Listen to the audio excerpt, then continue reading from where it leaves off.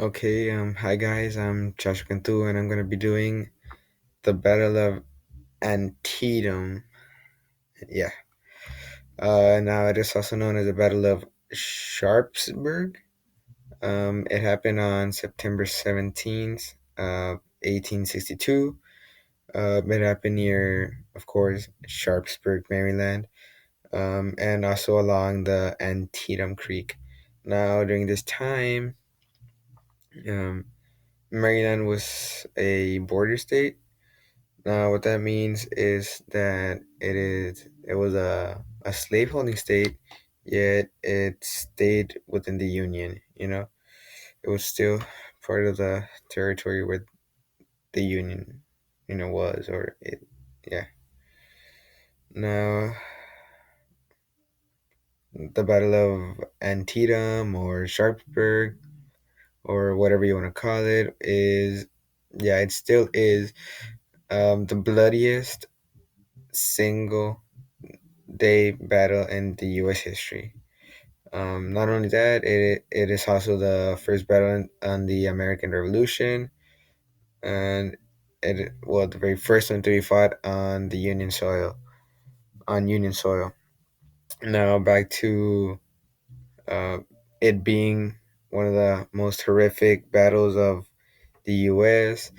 It had a tremendous amount of casualties within the short span that it had, only about a day. Uh, for example, some of the casualties for the Union, it was mm, more than 12,000, and for the Confederacy, it was the casualties were about 10,000, maybe more. The combined was 23,000, more or more. And all this happened within the span of just 12 hours. Just, you know, take a minute and think about that. Just 12 hours and 23 people, 23,000 people either lost, missing, or captured, or killed. You know, that that's a lot to take in. Now the Confederacy, the general for the Confederacy was Robert E. Lee. The opposing general, which of course means he was general of the Union Army, was George McAllen. Now, for this fight or this battle, it was very important the for the Confederacy because it showed international powers that they could be independent. For example, England and France, they were debating already whether or not to recognize the Confederacy as an independent nation. I mean, it had been doing okay, I guess, but you know they were still waiting for the Confederacy to prove themselves in battle. Show that they could stand their ground and not be pushed around. Now, what happened at the Battle of Antietam was that Union forces across the Antietam Creek, they attacked the Confederacy left flank. Um, they this was between the hours of 6 to 10. That's what some people say.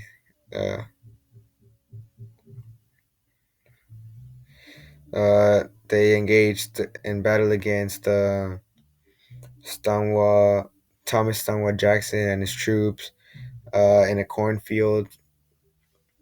Now, within the first hour, that was most of the deaths between the 6 to 10 period. It was about 8,000. Um, it was for the first hour. It was just about one death per second. It was a lot. Now, yeah. Now the Union did move move inwards into the Confederate territory, but then um, other forces, reinforcements, they came from another side and met them, and eventually the Confederacy did push the Union back up to where their original territory was. So eventually, this battle pretty much ended in a stalemate. It was yet, even though it did end as a stalemate, it did prove that the Union, or that the Confederacy, it did prove that to the international powers that the Confederacy was not ready to be recognized as an independent nation. So England and France were like, okay, no, we're not going to recognize you as an independent nation. You're just can't. Uh, yeah. So that was pretty much it.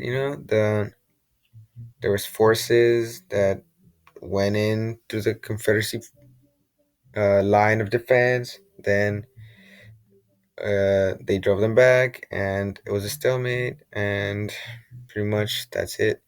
Now, even though it did result in a stalemate, it did, you know, how do you say it?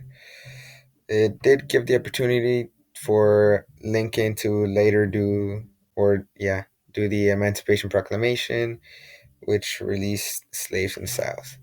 But that's something else, which somebody else is covering. So, yeah, that was pretty much the Battle of Antietam. I hope I did a good job. And yeah.